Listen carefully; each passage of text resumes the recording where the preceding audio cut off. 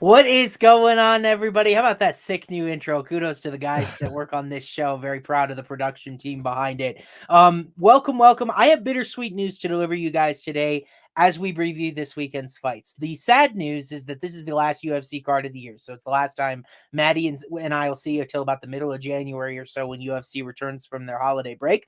The good news, holy crap, is this 14 fight card loaded to the gills? I mean, seriously, we're going to have an opener here in a second that we're going to talk about that could be an Apex co-main, Maddie. This card is stacked top to bottom. You are going to be there on site in Las Vegas. So why don't I ask my friend, the man, the myth, the long shot legend, Maddie Tanner, how you doing today?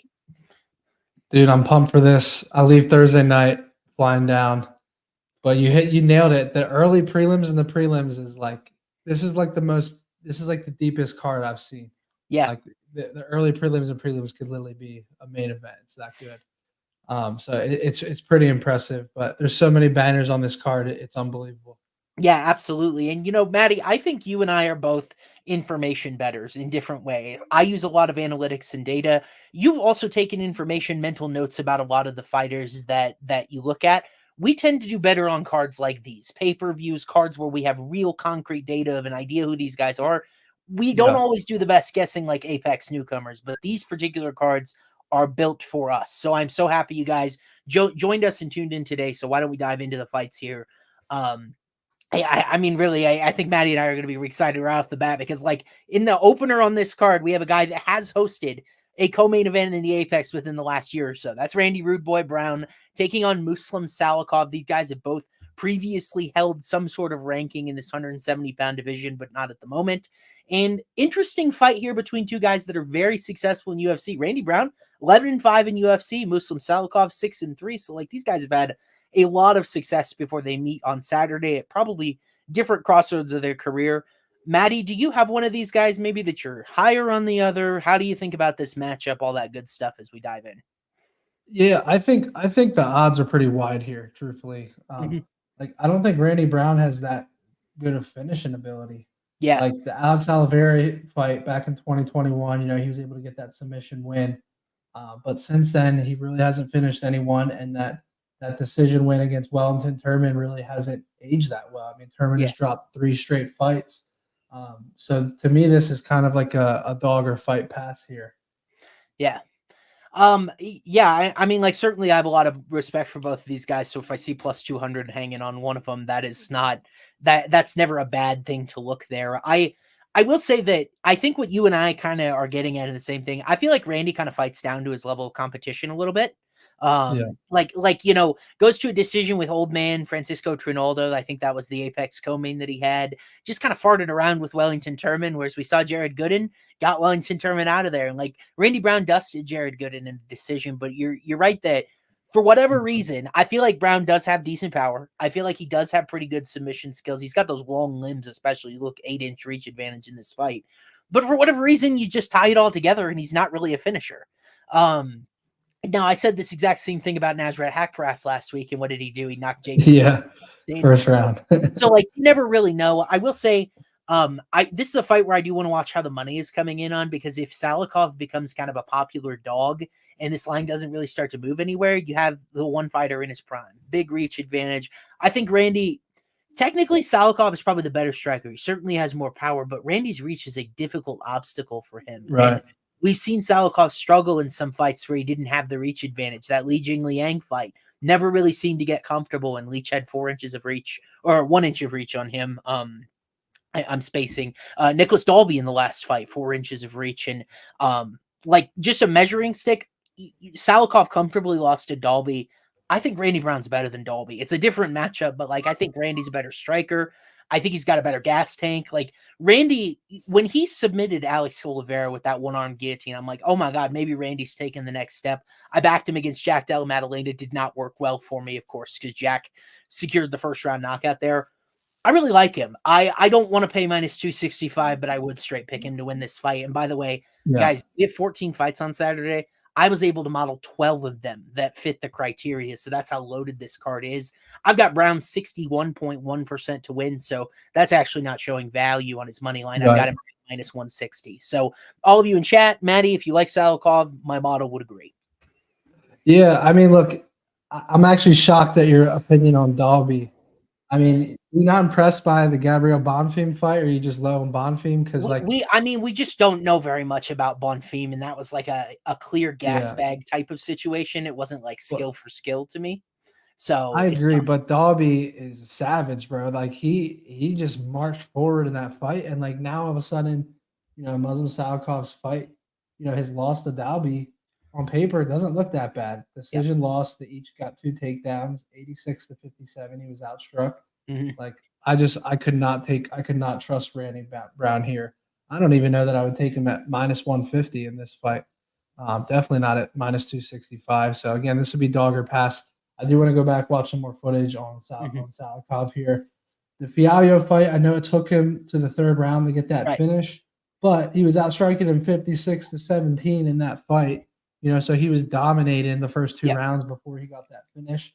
His loss against the Leech. I mean, Leech has power. That was just a round 2 knockout loss. But I want to go back, watch a couple some footage on him again. But I'm leaning on the dog here. Yeah, I mean, when you look at Muslim, he doesn't really have a bad win or loss on his resume. Randy Brown, 5 losses. Below Muhammad, Vicente Luque, Nico Price is in there, Jack Del Maddalena, and then Michael Graves, who was a while ago, but Graves is actually, I mean, he left UFC undefeated. It was a weird career where he parted ways. So like Randy's only lost to really tough guys. Salikhov has only lost to tough guys. I don't really want to sweat the minus money when I don't think Randy covers, but I do think he wins in a straight pick. I'm a little worried about Salikhov's age. Are you? Yeah, for sure. I want to go back and watch that Fialho fight. I mean, how long ago? It wasn't that long ago. Yeah, I mean, Fialho's a punching bag, and like Salikhov, to his credit, like you said, analytically he did what he was supposed to do, very efficient. So like, I felt like that was a good performance from him. Agreed. So, we'll move on here. Interested, you and I had a little bit of discourse about this when I saw that you sent out a play for a different unnamed fantasy site that isn't FanDuel, having to do with Martin Buday here. Pretty decent sized favorite over a newcomer. UFC thinks very highly of a newcomer if he's making his official debut against a guy like Buday, who has done nothing but win and win and win. I think Buday's 5-0 in UFC, if maybe 4-0 with the Contender Series. And Shamil Gaziev, he certainly impressed me. Like, I thought Greg Velasco might be worth a dart against Gaziev, given some of his chin issues, how hittable he might be, but he absolutely dismantled Velasco, knocked him down, submitted him on the Contender Series. These guys both have pretty high trajectories for meeting this early into their careers. Like, do you like Buday or Gaziev at this number, and why, I guess would be my question. Yeah, I mean, I think Buday stuffs the takedowns early. I think he's going to get a finish on the feet in this fight. I mean, I went back and watched some footage on Shamil actually just today. And what fight was I texting you about? It wasn't the Greg Velasco fight, but it was a fight prior to the UFC. Yes. Yeah, it was prior to. Let me pull it up. I didn't actually get the chance to watch it. Kornilov, is that the name that you gave me earlier? Matty gave me a film assignment. He's like, watch the second round of this fight. Yeah. Was Gaziev getting tagged in that fight? Oh my God, tagged the entire second round. I mean, when he doesn't get those takedowns, he leaves himself open. He was huffing and puffing. Sure. And I think Buday was actually impressive in that Josh Parisian fight. He came out and he could have got probably a TKO, but he got a submission. But I mean, how do you feel about his 100% takedown defense? Because it really, I don't know, there's anybody that's really been there to test it, right? Yeah, I mean, like I don't feel really good about any of the wrestling that he's faced thus far. Jake Collier, like Chris Barnett, is pretty much a zero there. Josh Parisian has no ground game. Lucas Brzeski, we've seen dominated in those situations before. Very interesting. Where the thing about Buday is he's just so physically large. Like, he very clearly cuts weight to 265. He's 6'6". Like, the dude is built like a fridge. And as someone, Maddie, if you want to put it up, Sebastian in chat said Buday is a pretty good gas tank for a big guy. Like, he went 15 hard with Jake Collier, who is essentially a blown up middleweight. So like, I think he's appropriately favored in this fight, even though this is one of the two that I didn't get to run my model for. With that said, I think this is dog or pass for me. I can't shake my Buday assumptions. When he had a decently close fight with Chris Barnett, that one ended because of an illegal strike a little bit early. But then Lucas Brzeski, In my opinion, he should have won the fight. I remember the card well. It was in San Diego. The striking numbers significantly favored Brzeski, and Buday hasn't really shown a lot of one hit and go power in UFC, which like would be my concern to get a guy like Gaziev off of him. Like we're gonna look back on this fight. One of these guys will look minus 300 or 400 in one direction. I just don't have a good read on which one it's gonna be at this point. Yeah, I would say keep an eye on Buday round 2-3 in this Yeah. spot. I really think that's gonna. I think that is what it looks like. Like I think Gaziev early and then Buday later. So we're kind of on the same page there. It would be very bad news for Shamil if his takedowns are getting stuffed early. Like that could be a live betting opportunity, even if Buday's like minus 250. If he's stuffing takedowns early, lay the chalk. I mean, it's over at that point, I think. Yeah, round 2 TKO. That's my prediction for Buday. It's at round 2. Okay, so we'll see if that makes the card. But here's the other fight I wasn't able to model. It was not because of my guy, Andre Touchy Fili, always a guy I've been a big fan of in this featherweight division at a Team Alpha Male. Kind of had like an up and down career, but pretty good scrap with Nathaniel Wood earlier this year on road soil. And then on the other side here, Lucas Almeida kind of surprises us, goes the distance with Daniel Zellhuber on the Contender Series, gets a win over Mike Trezano. And then my did his wrestling defense completely fall apart in his last fight against Pat Sabatini. That was probably Pat's best performance in UFC to date. So Andre Fili, pretty decent sized favorite here. Looks like this number's come down a little. I had it minus 210 yesterday, in minus 192 Fili's direction, but still hovering around there. I have a pretty strong lean in this fight, even though I didn't get to model it. Do you? I like Andre Fili. Okay. I haven't had enough time to go back and look at some footage on Almeida, but I like Andre Fili here. I think he's kind of bounced back since that Joe Anderson Brito knockout loss. The Bill Algeo split decision win was close, but to me that was impressive. And then he's very competitive in the Nathaniel Wood fight. So I think he gets it done here. But again, I do want to go back and watch some footage. I want to see what I'm missing for the line to be dropping like that. I actually, it might actually be the other way around, Maddie. Let me see. Okay. Let me I was see. gonna say. Okay, so Fili, I've got it minus 192 as well. He was minus 190. That's my fault, everyone. He's stayed at 192. That makes me feel better about it. Like I feel like there are a lot of people that feel like Fili is a little unreliable for this number, but when I look back, the most underrated thing about Andre is his wrestling. Like he went toe to toe as best you can with Bryce Mitchell. Defeated Charles Jourdain with his wrestling, and he's a good wrestler. Averages 2.2 takedowns per 15 minutes, about 47% accuracy, which is really nice on those. Really where we've seen Fili's chin can be a little bit iffy, a little bit so-so, and Almeida's got some knockdowns. And we've seen Fili maybe vulnerable in the grappling, but I don't think we have to worry about that at all, given how Almeida looked against Pat Sabatini. I feel like Fili is a great parlay piece in this fight because at worst, I think he turns back to his wrestling. He's just able to take Almeida down a few times, stall out a decision. At best, he's a much more experienced striker, and I think some of his best performances have kind of been undersold. Like Daniel Pineda, he got a no contest in that fight. He was destroying Pineda, who's a guy, lots of UFC success and all the like. He dropped Nathaniel Wood in his last fight. Wood's a guy you and I are very high on. So I think Fili, underrated striker, can at least lean on his wrestling. And maybe Almeida in that 40% takedown defense that comes back to haunt him again. Yeah, I mean, if you guys play DFS, Fili's takedown props at 1.5 right now. Yeah, slam the over. I think at worst, Fili, his volume is good more than anything. If I go back and look at some of his historical performances, like he's been able to pile those up. Some of the defense numbers were damaged by Mitchell, but like Fili, 5 takedowns on Charles Jourdain, got a couple on Michael Johnson, 4 on Dennis Bermudez. It was a little while ago, but like you look at some of these matchups he's had recently, Algeo, kind of a hard guy to take down. Pretty good grappler. Got knocked out by Burrito. Nathaniel Wood, very good takedown defense. Bryce Mitchell wasn't going to happen. So it's been a while since he had an opportunity where he can just go in, stall out of wrestling. And the Team Alpha Male Brain Trust is going to be there on Saturday. Cody Garbrandt in action too. So I like Andre in this fight. Yeah, I mean, Almeida's a 40% takedown defense. Why is that number 1.5?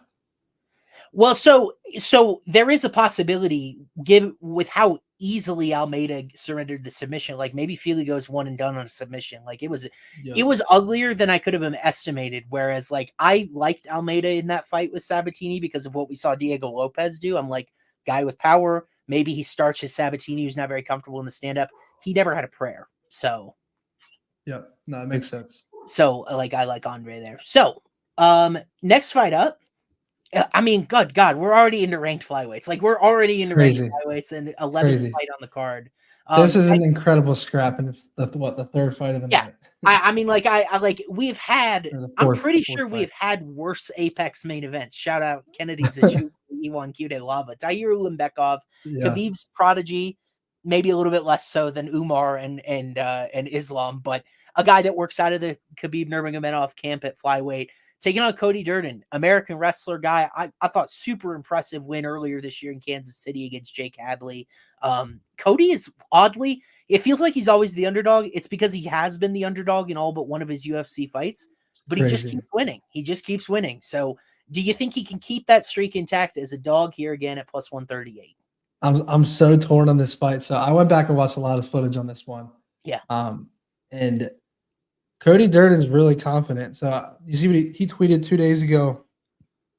I'm ready to get down to business. He's going to have to kill me if he wants to win. I'm feeling bulletproof. Anything can happen, but I am prepared. The weight cut has begun. Oh, okay. So he's feeling super confident in this fight. The challenge I have at this fight, like I thought that his last win, I thought Durden's last win was a really good win against Jake Hadley because the eye test to me was Hadley is dangerous as hell everywhere. In that fight, right? Crazy submission attempts, good on the feet, fast, strong. And that was a really good win. And Cody was in the craziest armbar. I don't know how he survived that, right? So part of me is like, this dude, it really is indestructible.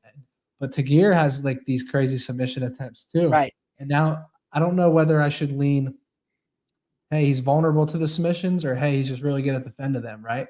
Yeah. Because he's going to wrestle, I think, a decent amount in this fight, and his neck's going to be left out there. And I'm really torn on this one. I'd love to hear your opinion here, but I do think plus 138. Like if it's a straight pick'em, I think I go Tagir here. But plus 138, I start to consider Cody. But this is a tough one. I don't even know what the over under number is at right now. I want to look at that. Take a peek. I think. It's so when I ran my model, it's so funny you say a pick'em. I think I'd take Tagir. I've got it about a pick'em. Like when I slam these two against each other, I've got Durden at 51.1%. So it's ostensibly a pick'em. A lot of that comes on the back of Ulanbekov has just a 61% takedown defense. A lot of that damage came from Tim Elliott. I think Tim Elliott and Cody Durden are pretty comparable. They have different styles. Like Elliott is much more willing to use his hands, whereas Cody is more of a bully, looking for double legs, pin you up against the cage.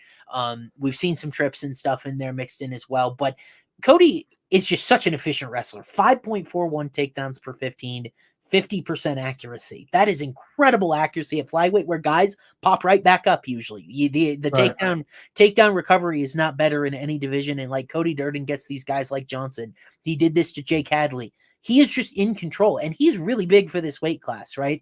I have a hard time passing on him as a dog when I've never had the best feeling about Ulanbekov. Has trouble separating with scoring moments. Like he went to the split decision with Alan Nascimento. Nascimento really didn't do anything in that fight except play jiu-jitsu from bottom, and he was still able to steal a couple of rounds on the cards from people. Like the thing about Durden, he's very much position over submission. He's not really a submission guy at all, and the thing that I love, I've seen improvement. I've seen improvement from his UFC debut against Gutierrez to now. Number one, cardio. It's way better than it used to be. Like he was a gas bag historically. And number two is the submission defense. There's two layers to submission defense. Number one is not surrendering the attempts. Number two is surviving through them. I think Cody's still working on number one, but at least surviving through them, knowing how to defend, get himself out of the position, that appears to be better. Like you go back and look at his fight against Machado, it was a little bit fluky. Like Machado caught him with a trick, got him in a front choke, and he hurt him before that, by the way, which is right. Ulanbekov's stand-up isn't very good. Like you, I see this as closer to a pick'em. My model has it 76.3% to go the distance. So like I'll take Durden. Knowing full well that Ulanbekov by submission is staring me right in the face, because of Oh, 100%. yeah. And honestly, I think round 2-3 sub for him is live. Mhm. Honestly, like Cody Durden, I mean, he says he's as ready as ever, but I mean, when you go back and watch that Jake Hadley fight, Yeah, he was getting tired halfway through that second round and then the third sure. round. I mean, he was definitely. I mean, it was a crazy pace, though. Yep. But and then Tagir's takedowns is at 1.5. Like that's just a strange number to me. Like I think Durden has good takedown defense. I Very wish good. Durden had a takedown prop on all these apps. Yeah, He I'd doesn't. go under there. I I mean, would too. his takedown defense is very good. Like, and by the way, I think Ulanbekov would be best advised. He's got a 3-inch reach advantage. I see him as a little bit more natural of a striker, even though it's neither of these guys' strong suit. I think he might play for the feet, play for the striking match in this, and try to Yeah. defend takedowns from Cody. Yeah, no, I could definitely see that too. 100%. So like This will be a fun fight to watch. Don't bet the house on this one though. Yeah, absolutely. Biggest thing for me is I think Jake Hadley, better overall, well-rounded MMA fighter than Ulanbekov. So now getting plus 138 with a guy that beat Jake Hadley, it's pretty enticing. I can't get past it. I get it, 100%. Maybe even a Durden by decision prop too. To look at. Durden by maybe Durden wins a decision or maybe he gets submitted. There's to me the two most likely outcomes. Yeah, we'll see what we can get on those for specific props, but. Like, we'll keep the rankings coming, I guess. Guys, we have 9 more fights after this, and we're already to ranked light heavyweights here. Alonzo Menifield taking on Dustin Jacoby, 14-15 in the division. Both of these guys coming off massive wins. Dustin Jacoby cashing round 1 KO from my guy sitting across the way from me in that chair over there. Great call by Maddie in that fight. Looked at Zachukwu, very hittable, and Jacoby got it done. In the last fight, I had a specific lean. I had Alonzo Menifield by submission against Jimmy Crute. It hit it. That was a hell of a pick. And bro, I bet you were loving how fast Crute tapped in that position. Yeah, he really did. I was on Crute as one of my bigger plays, and I was dead wrong on it. And I was shocked how fast he tapped. Yeah, shocked. It was like 3 seconds, bro. It was legit 3 seconds. Yeah, Jimmy had mental demons at the end. So like you look at a former ranked guy that fought Anthony Smith pretty tough, and you're like, well, that's a good win. I don't think Jimmy Crute this summer is nearly the same win he was a couple years ago before the mental demons started to kick in. Like, something was going on there. Something was weird. Yeah. And so here these guys are very similar, late prime, in the rankings, different skill sets. We line them up. Dustin Jacoby. This actually opened offshore to pick them. Dustin Jacoby steamed way up. It opened at FanDuel closer to where it is now, like minus 245.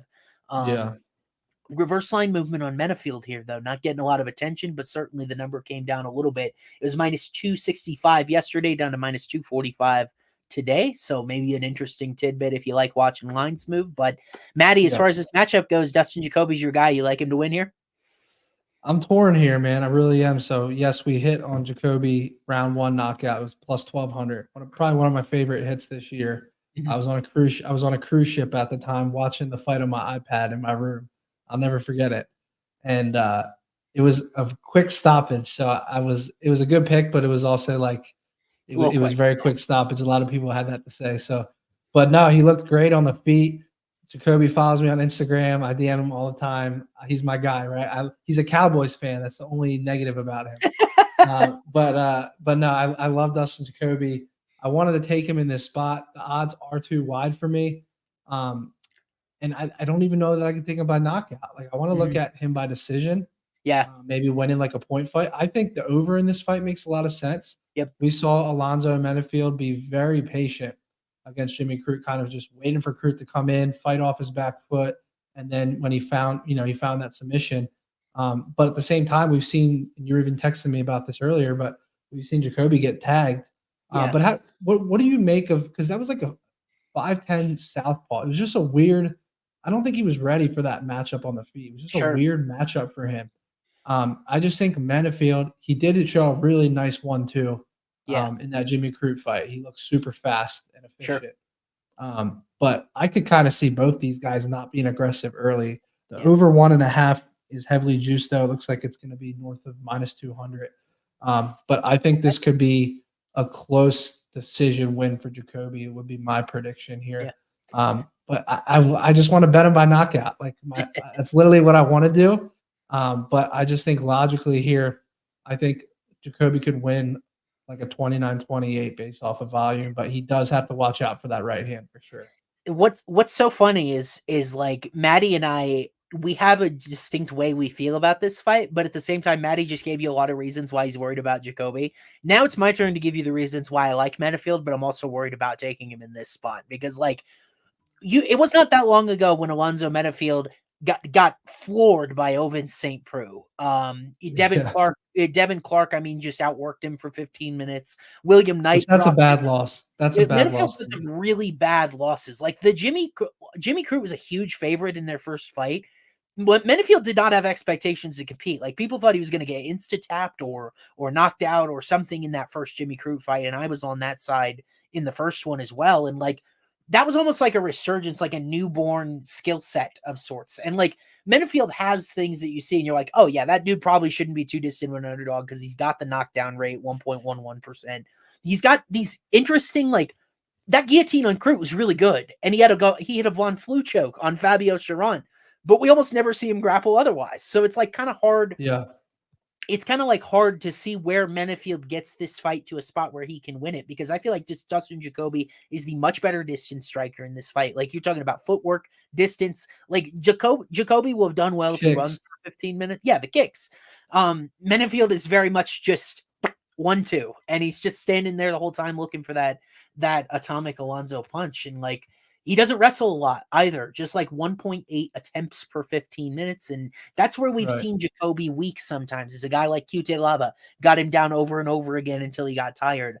Menifield doesn't really do that. So like, what's his strategy here? Is it to stand at distance, try to club and sub Jacoby? Because like, I feel like he's going to end up getting his ass beat for 15 minutes if that's the play. Like, I don't see I think this line is a little wide because of how dangerous Alonzo is if we get a scramble on the ground, if he is able to connect those punches, but those are giant ifs. So I have a lean toward Alonzo. My model has this fight 50-50.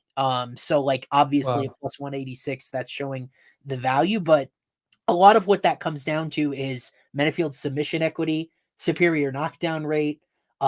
Jacoby's got a better level of competition, but also Menifield, he doesn't throw a lot, but when he does, he's very accurate, 57%. Yeah. So it's I was impressed by his efficiency against Crute. Right. And here's another thing to think about. Yeah. When Crute would throw those kicks, right away the 1-2 would come over the top. Yep. And that's what we could see in this fight. Whose chin do you trust better? I think at this point it's Alonzo's. I know the OSP knockout was not that long ago, but like Jacoby just seemed to not take punches against Mirzakhanov well. And I want to keep in mind, I have a very high opinion of Mirzakhanov. He's an incredibly efficient striker, like great power. He's passed every test so far. So like I think it's Alonzo, but it's very close. Like I don't think either of these guys have bad chins. Do you? No, I think they both have good chins. Yeah. So you and I both kind of lean over. My model's right in line. If you said 1.5 rounds over is about minus 200, that means fight to go the full distance is probably about minus 25. I've got it about 54%. So that's I'm pretty much in line with odds makers there. Mm-hmm.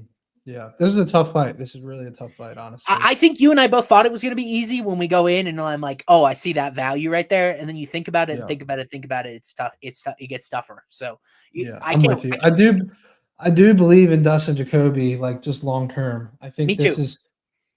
I'm with you though, because I have no idea what Menifield's strategy is going to be. I don't have a clue. Like, I don't know, because if he stays at kind of at bay here, I just think, he's going to get kicked, and it's really tough. The uglier and wilder this fight is, the more it benefits Alonzo Menifield. So he's really going to have to be very aggressive and take chances if he wants to win, I think. Yeah, no, I agree. So both of us can't wait to watch that one. I have no idea how that one's happening on the prelims. Like the prelim order is weird. They kind of like, if you've ever heard of like the sandwich method, they want to give you some good and with some bad. This one not nearly as captivating, but they got to mix it in somehow. At least I'm very captivated by Casey O'Neill. She's one of my favorite fighters on the women's roster. Back again. We'll talk about that March fight against Jennifer Maia. Ended up not going her way, but some people are still very, very high on King Casey. And then Ariane Lipski showing improvements working with Amanda Nunes's camp. So these are not the same fighters we probably thought they were 2 years ago. They now match up in Vegas on Saturday. Maddie will be there. Say hello to Casey O'Neill for me, Maddie, because Got you. she's one of my favorites. Dude, So her volume's incredible. Mm-hmm. I mean, nearly 9 strikes per minute, leads the UFC. Is that crazy? It is pound for pound. I was almost never going to say this because it sounds embarrassing. Casey O'Neill pound for pound is one of the best fighters in my model, like best pound for pound fighters in UFC, just because it's an analytical model. It does value a poor level of competition, but like everything analytically is sparkling. Plus 2.87 striking success rate, adds almost 2 takedowns per 15. Great striking defense, 58%. Takedown defense, 71%. Frankly, she was more efficient than Jennifer Maia in March, but Jennifer Maia was possessed through over 100 more strikes. So she just got outpaced, which is kind of insane to think about for someone with how often O'Neill throws. But like her defense wasn't bad in that fight. She just got outworked. And like, do you think Ariane Lipski can do that same thing? I didn't think Maia could do it, so I don't really know. Right. I don't think she can. I like Casey O'Neill here. Minus 210. Women's MMA. I don't know what to do with that, but I will maybe throw in a parlay. I do want to go back and watch some footage on both these girls. But no, I do think Casey O'Neill gets it done. I mean, she won 4 straight fights going into that last fight. Let me see if I can give you something to work with, because I don't know if this one is on FanDuel yet, like if we have exact props, but I've got O'Neill by knockout at plus 400. I've got submission at 700. So we'll see what we can get, which one of those outcomes is more likely. If you're like looking for a prop dart instead of laying her money line, I think she's a safe parlay piece. Like my model is designed to not find value in heavy favorites, and that's because of historical upset rates, injury rates, things like that. I've still got Casey minus 205 here. You look back at Lipski, really nice win against JJ Aldridge. Performed way better than I think a lot of people thought against Melissa Gatto, but the familiar theme there is both of those ladies tried to take her down. She stuffed all 19 takedown attempts. Casey will just stand right in her face and punch her, and she's got a 2-inch reach advantage. I think she's just going to outwork Lipski. Lipski's not great like as a pressure fighter, like facing pressure from striking. I think defending takedowns in those fights was right up her alley, but Casey is just going to walk forward, and I don't think Lipski's fought anything like her, to be honest with you. Yeah. No, I'm with you. I'm with you on that. I got a question chat. Model say about the distance. I got this one 61.7% to go the distance. So some historical women's flyweight trends in there. Lipski really doesn't have a history of getting finished. Like Priscilla Cachoeira one punched her and went. Like that was in the first minute that she got knocked out in that fight. But yeah, none of us knew Jennifer Maia. No, Jennifer Maia was possessed that day, because then she gets back into this ugly striking match the very next fight against Viviara Ujo. I have no idea who that woman was that fought Casey O'Neill in England, but it wasn't Jennifer Maia. So, like it'll be interesting. The fight to go the distance is minus 190, so not really any value there. Yeah, no, I think that's almost dead on, isn't it? Yeah. I've got it minus 160, so I've actually got a little bit of lean toward violence, if anything. And I think that makes sense. Like Casey goes the distance with Roxanne Modafferi, goes the distance with Maia. Both of those two are legendarily durable. Lipski isn't. She was subbed by the worst Shevchenko sister. She was knocked out by Cachoeira. Like there are going to be openings for Casey. Maybe I do end up playing inside the distance here if I get it at plus money. Yeah. Don't sign me up for that. Every time I do it in women's MMA, all I do is get people bitching at me, telling me because it loses every time. It's like, oh, I get plus money on it, and these girls are actually violent. And what was the one fight? It was like a month ago. It was Dixon Alexieva. You remember Dixon Alexieva, bro? Like where they were absolutely bludgeoning each other and somehow destroyed each other, and no one got a finish. And I would have bet it 100 times in a row at plus money, and it's just how it goes in women's MMA. Still, no one gets caught. So. Yeah, so we'll see. I'm just excited to see Casey back. I think it's a very winnable matchup. And when my model spots someone and says, hey, this is one of the best pound for pound in UFC, last time it really did something like that, it was Sean O'Malley back when he was fighting bums. So I'm very intrigued. I want to see how Casey looks on Saturday. But this fight here, got another Team Alpha Male guy. Boy, what if I told you in 2017 that Cody Garbrandt and Brian Kelleher were going to fight? But Cody Garbrandt was the champ back then. Kelleher was like 3-3, hanging on for his roster spot for dear life. And boy, oh boy, has Cody's decline been so sad to a point where we get this matchup here. Like, I mean, there's a pretty standard book out on Cody Garbrandt, Maddie. I'm sure you've got stories. I got stories. We've all been burned by Cody Garbrandt at some point. But what are you thinking here in this matchup with Kelleher, 37, little long in the tooth? I truly wouldn't be surprised by anything about to come out of your mouth. So I'm interested to see what you got. I think Cody's going to get knocked out. I really do. I think he's going to get knocked out. Wow. I think he's going to get knocked out. I don't look the last fight against Trevin Jones. I mean, I watched that fight. Like it felt like a more mature Cody, where it's like he just knew he needed the win and he wasn't going to do anything crazy. But now that he got that win, I feel like he's going to come into this fight and not feel threatened. Yeah. And I watched Brian's fight just earlier against who was it? Because look, he's fought Mario Bautista and Umar. Like, right. You totally I don't put any stock into him losing those two fights early. That's fine, right? Yeah. But the Kevin Kroom fight, go watch that first round against Kevin. He almost finished him on the feet in that first round. Sure. And I just don't trust Cody's chin at all. I think if he gets tagged early, I don't trust him. So I like the dog here. I think he's live for a finish, knockout or submission, but I want to see what the odds are. Yeah. Wow, that's so interesting, dude. You and I are on total opposite sides of this fight. I think Cody knocks out Kelleher. I really do. Okay. And it's like the thing is that so we're on the under, so we're both on the fight to knock out violence. Like that's another thing though that I'm probably end up going to show value on goes the distance because I've got it at 55% even. So like I don't know what we're expecting from this fight. Kelleher hasn't really been a finish guy. I think his last how many wins have come by decision? I think it's 3 or 4. Yeah. So 2 in a row by decision. He did submit Ray Rodriguez back in 2020. Right. And then his last knockout was earlier in 2020. Yeah. And it was in round 2, and then submitted Odie Osborne right before.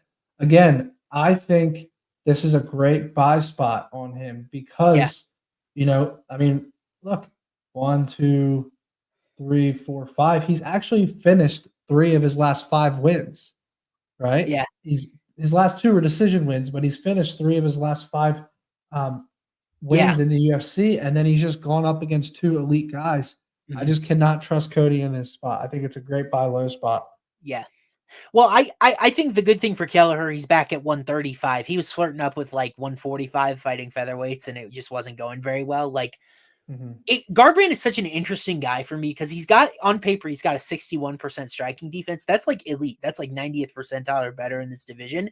But you're right. It's like the chin. And really what it is that Cody is very inaccurate. Just a 40% striking accuracy. What these guys figured out they can do to him, a paper airplane had flied to him and Shannon Ross, Cody Garbrandt, Shannon Ross at 135 run it. See whose chin is worse. But like, Cody to this day still has a 2.51% knockdown rate. But I think my fear is not. I think Cody fought that last fight against Trevin Jones kind of scared. Like that's honestly my concern is that he looked kind of timid in that fight. He was going to his wrestling. He was trying not to make that critical mistake, right? That's not going to result in a knockout or like a violent result. And the thing that made Cody was his power, 2.51% knockdown rate. But if he doesn't feel like he can exchange and use it anymore, that's going to be a really weird fighter. Now, I think the interesting caveat is he goes to his wrestling. He was pretty good with it against a great athlete in Trevin Jones, even though he's not a good fighter. And Brian Kelleher struggled a little bit there, 60% takedown defense, right? I think my model's in line with you actually instead of me on this. I've only got Cody at minus 110, so this is no VIG, so Kelleher would be plus 110. So it's showing value on Brian. I just don't agree with why. It's just giving Kelleher the advantage in the submission danger department because he does have the 3 wins by submission. He does have 0.7 attempts per 15, and Cody's never authored a UFC submission attempt. But my thinking is he's been at the highest level of the sport, even though TJ Dillashaw just was able to knock him out. Like he hasn't shown any sort of submission issues, and he's got a great takedown defense, 78%. Like if I was getting Cody where I knew he'd be willing to engage and I knew he'd be aggressive, I would feel great about him in this spot. I still feel like just Kelleher has aged out a little. I totally agree with you that this is the spot to buy Kelleher. He gets Umar and he gets Mario Bautista. That's not fucking fair. you They're know? just savages.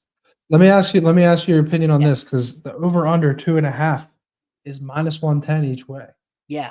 I mean, I don't know how you don't take that under 2.5 at -110, Yeah, -120. that's the confusing part is my model would go over. And Really? it's like knockdown rate for Kelleher not high, 0.71%. Like Cody just doesn't throw a lot of striking volume offense. He's actually never eclipsed 100 significant strikes, which is weird for a bantamweight champion. And it's like if he plays this as carefully as he did the Trevin Jones fight, I'm pretty confident it goes the distance. But like Yeah.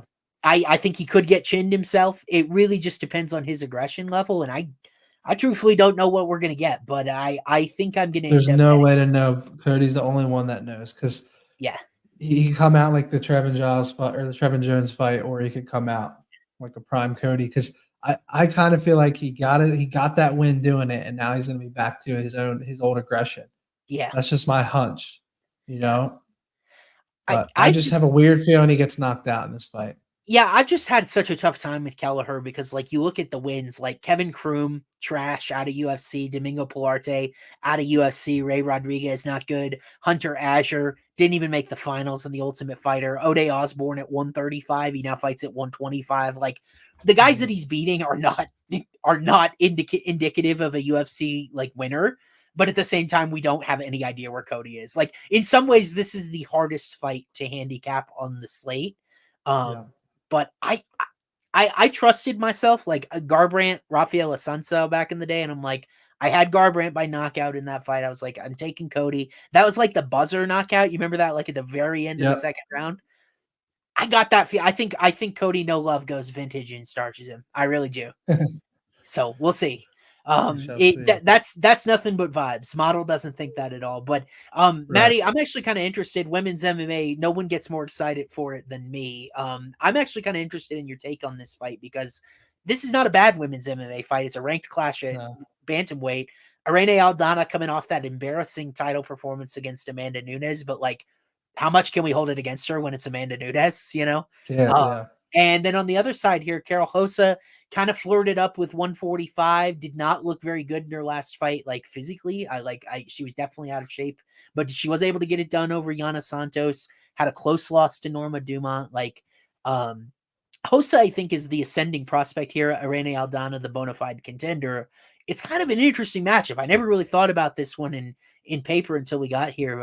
I'm curious as to your thoughts because it's a weird fight. My model this model result stunned me more than any other to come. Mhm.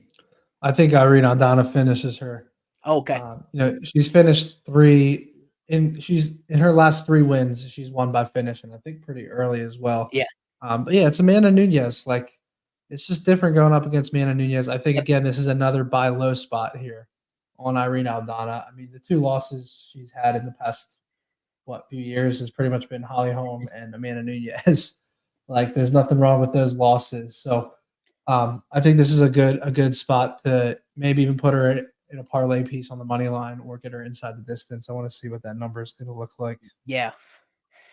I mean, I'll say here, I don't know how strongly I personally support this, but I do understand where it's coming from. My model has Karol Rosa as a minus 150 favorite in this fight, which is No really shit. weird, isn't it? Like, the thing about Aldana is she actually scored a perfect score in my level of competition rating because you look at her recent fights. Amanda Nunes, it's all relative to the rest of the division. So Amanda Nunes, Holly Holm, Macy Kaysen, who are the other girls she knocked out? Yana Santos. I'm probably forgetting. Ketlin Vieira. Like, they're all top 10 in this division. She's knocked out 3 of them. The Nunes and Holm fights didn't go her way. The interesting thing about this step up for Rosa is she's failed it before is that Aldana doesn't wrestle. And that's where we've really seen Karol Rosa beaten. Sarah McMahon controlled her for over 12 minutes.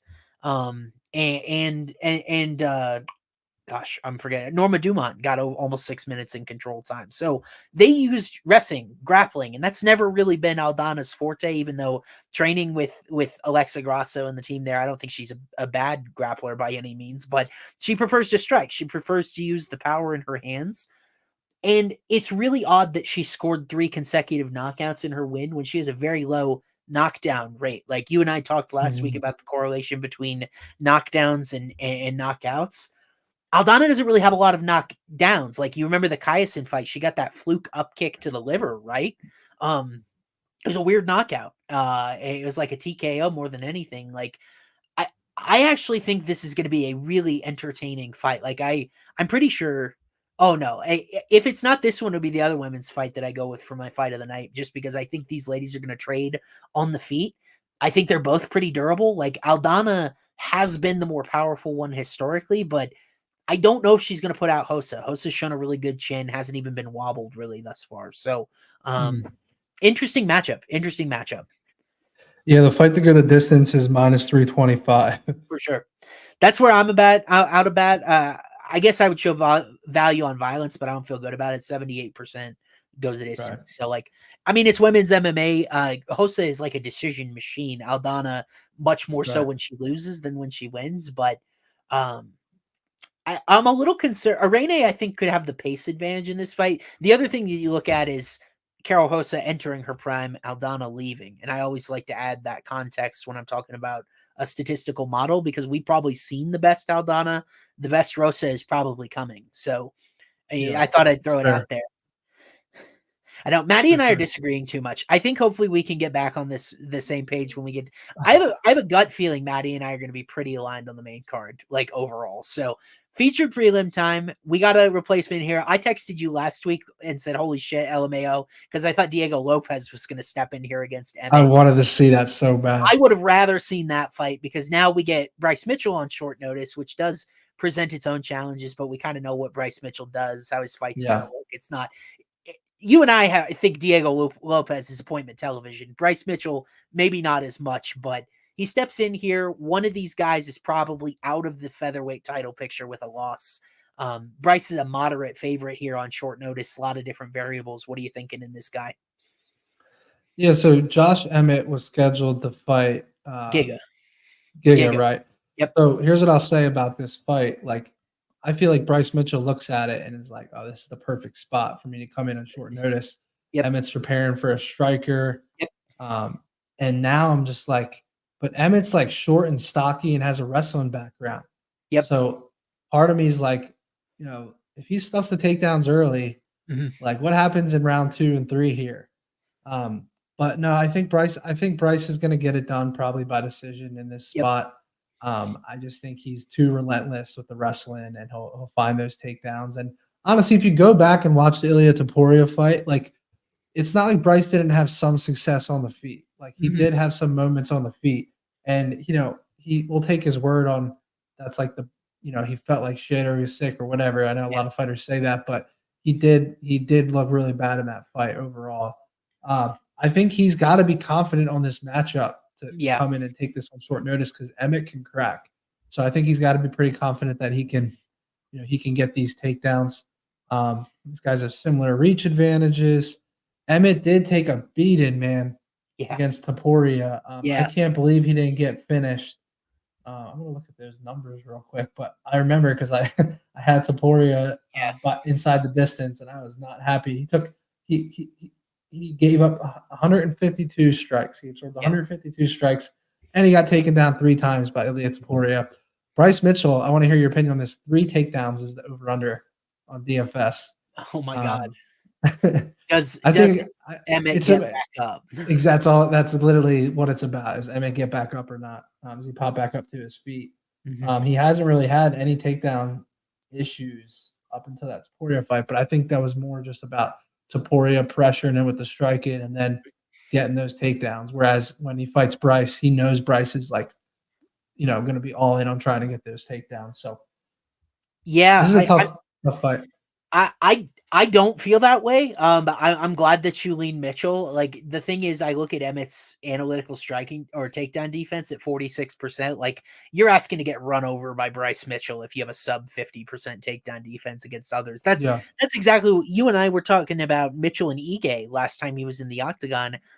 I feel like at this point Ige has more pop and more knockout power than Josh Emmett. Emmett hasn't dropped anyone since he came back from his knee injury.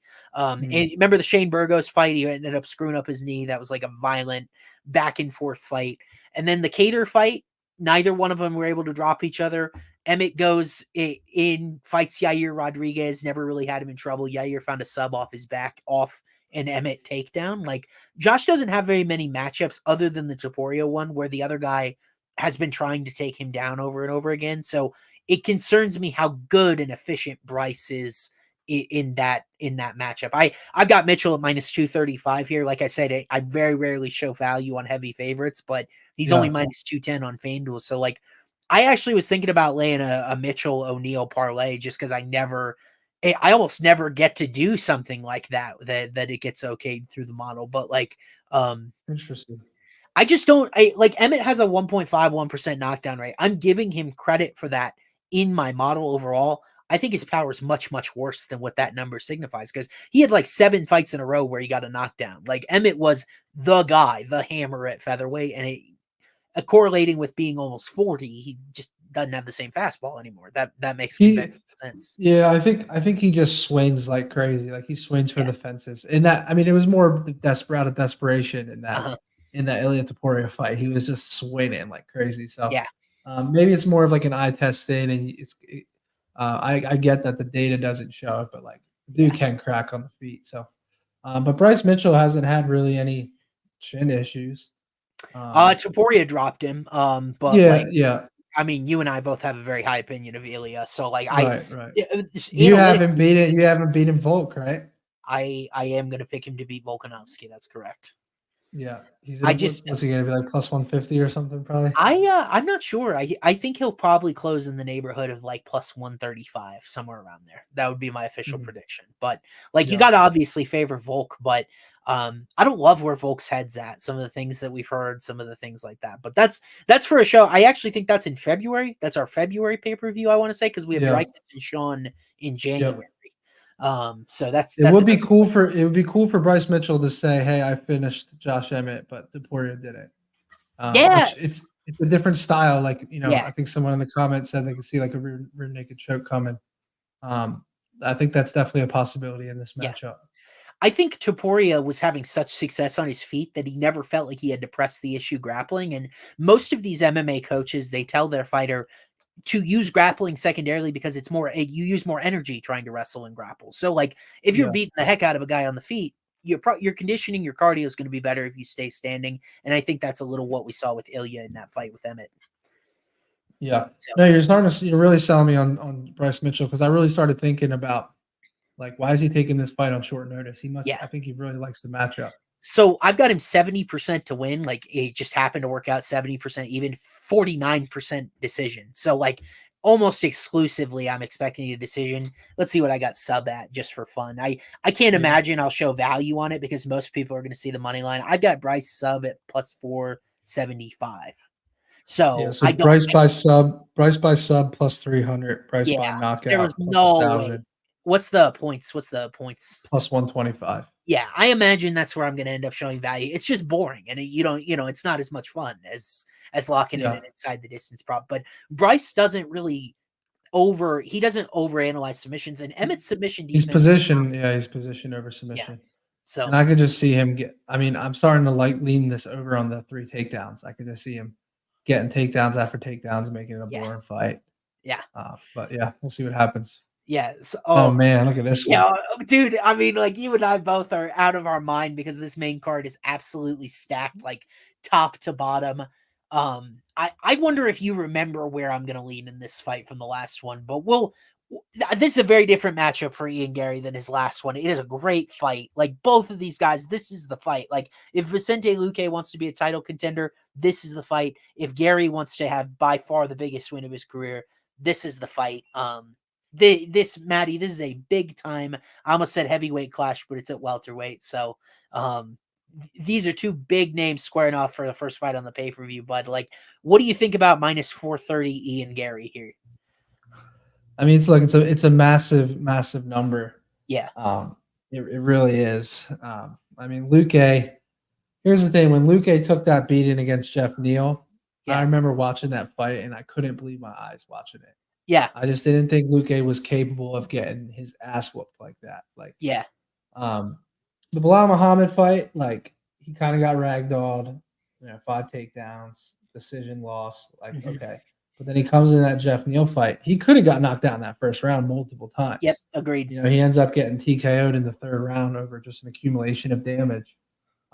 But Ian Garry does not have the power in his hands or the boxing that Jeff Yeah, Neal has. Like he has really good kicks and really good versatility with his striking. Um, but like, look, if we get the vintage Vicente Luque, like he could land a big shot on Ian Garry. We've seen Garry get knocked down by Kanan. Like yeah, I just think that it's tough. I think we're probably going to see Ian Garry. He's really good distance management, mhm, utilize the kicks. The problem is with Luque is we saw he's just a different guy in the RDA fight. I mean, maybe we could say he just knew an easy path to victory. You know, he worked in 8 takedowns in that fight. He yeah, had to get a win after that brain bleed and all the stuff he went through. yep, But like, I still have my concerns about this guy getting hit. You know, mhm, like a brain bleed is serious. Like that is yeah, serious. I think most humans on the planet would never fight again after that. You know, so that's my biggest concern here. Because I do think if he can get inside in the pocket, he can find Gary's chin, but I just don't know for if sure. he's the same guy. My gut says Ian Garry wins by decision. Long Yeah, story short. interesting. I think that probably is going to be. We'll see what the points come back by at minus 430. Yeah. I'm going to be very honest with the audience. It is nothing against Ian Garry. It's nothing against hype trains because I think in some situations they're incredibly valued. I just don't see it with him. Like I don't understand MMA technically very well. There are people that are very smart that always tell me how great Ian Garry is, but I continue to look at his results on paper, and it feels like he's kind of underwhelming. Like Neil Magny in their fight earlier this year was hopping on one leg from the very start of the fight. Like, Mhm. like does anyone remember like how compromised Neil was that entire fight? Ian was like playing with his Bro, food. I'll tell you one thing right now. There's Yeah, nobody that remembers it better than me because I had Ian Garry by decision, and right, I thought I was dead in the water. right. Magny had no legs underneath of him. He was getting absolutely chopped up. Now I will say Luque is going to be much more capable of defending those kicks. Yeah, Much more. absolutely. Like it's a different athlete, right? Like I feel like Yeah, Luque is much better at checking kicks. He's very I haven't seen without Vicente question. Luque's leg busted up in a fight notably that I can remember. In fact, he was actually trying to kick out Bilal Muhammad's leg when those guys fought. So, Yeah. like here's another thing is that are we forgetting that less than 2 years ago, it was like maybe 18 months ago, Song Kanen dropped Ian Garry? Like, is that not a concern for anyone laying minus 430 here when we saw how hopeless Song Kanen was last week against Kevin Jusay, and this guy found Ian Garry's chin and actually had some decent success in that first round? No, it's a great point, and I think what really changed the script on Ian Garry was Yeah, the knockout win over D-Rod, yeah, because that was an impressive finish. Like, agreed. I mean, D-Rod he had never been. I don't think he ever been finished in the UFC. No, He he got had, submitted once, but he had never been knocked out. yeah, But then again, he did just lose to Neil Magny prior to that fight. So yeah, but I think a lot of people respect Daniel Rodriguez and think he's a pretty good fighter. And right. Garry came into the first round, but I don't know. I think Garry probably finishes Magny 8 or 9 out of 10 times. I couldn't believe he couldn't get him out of there. I know a lot of people that were on Garry by finish, and I had the decision prop, and I felt extremely fortunate to get that win here. But that makes me like Garry by decision again. Yeah, But now I want to ask you, because with everything going on behind the scenes, yeah, Ian's wife, all the chatter, Colby yeah. Covington, like all these different things, right? Do you think Garry could come out emotionally here in this fight, or maybe just look to get a finish just to like silence everybody and be the villain of the UFC? Because I think he's a knockout away and Yeah. saying something crazy on the mic from literally being the most hated guy in the UFC, like Yeah, over Colby Covington. I really like believe that he could. I mean, yeah, like I mean, this is the fight that catapults Ian Garry into like title contention, though. So, and he's gonna get fast tracked if he stays undefeated, beats Luque, maybe beats one more guy because of who Yeah, he is. He's gonna get fast tracked to a title shot. Like I think the stakes are already as high as they can be for Garry. Like the Magny fight was very weird. I think if he took it more seriously, he absolutely could have finished him and got him out of there. But you and I bet Kevin Holland against Jack Della Maddalena, right? That's Yeah. not always the case with these guys. Garry's not always serious. He is trying to show it up. He's trying to build his brand or do whatever. But like, I quickly want to address something because I saw it in chat. Like, it may hit. It may hit. Okay, Ian Garry by submission. He's never authored an official UFC submission attempt.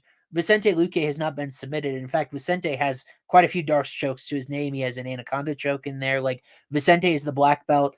I know it was kind of a So weird. you think? Hold on. You're saying Luque by submission or Garry by Well, what submission? I'm saying is that Garry by submission is a terrible bet. I got it at 0.00% in my analytical model. The reason is because he's never done it. He's never even shown a tendency Yeah. to attempt a submission. If you're going to do it, why wouldn't you do it against a guy that had no legs? Like, Neil Magny was running around like Bambi that entire fight. Like, take him Yeah. down, submit him. Like, that's I just feel like Garry at every turn, the Daniel Rodriguez knockout aside, even though we see knockouts that end up being a fluke result, right? Like the better fighter ended up losing because of a knockout. You could even say that like Poirier Gaethje too, right? That was a competitive fight. Maybe Dustin may have been a little ahead. Gaethje ended it, right? Does anyone think Yeah. Gaethje is indisputably better than Dustin Poirier? Like, I just don't know how you could lay minus 430 with Ian Garry with a guy like Vicente Luque. And like you said, you led with the perfect point that I was going to bring here. Ian Garry, 0.89% knockdown rate, not very high. I don't think he's got a ton of power in his hands, whereas Jeff Neal is closer to like 2% on a knockdown rate. They call him hands of steel for a reason. Totally different matchup. And if Luque can get to his grappling, just had 8 takedowns, I think he could win the fight there. He could just pressure with volume. Both these guys are pretty accurate. Maybe Luque's chin holds better. Like you don't know. Like I feel like this fight, I got Garry favored slightly, about 52%.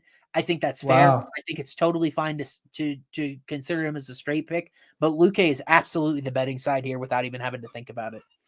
Yeah, I mean, if you have Luque at 48% to win, you should be hammering him at that number. I am. And I feel better that one of my favorite sharp guys, he's trained at the MMA lab down in Arizona, Jared Cannonier's gym. I have a source, I have a rat inside the building. He's a kickboxer himself, does a little bit better with the film stuff. He told me he put 2 units on Luque plus 295 today. So I felt better about that when my analytical process arrived at the same spot.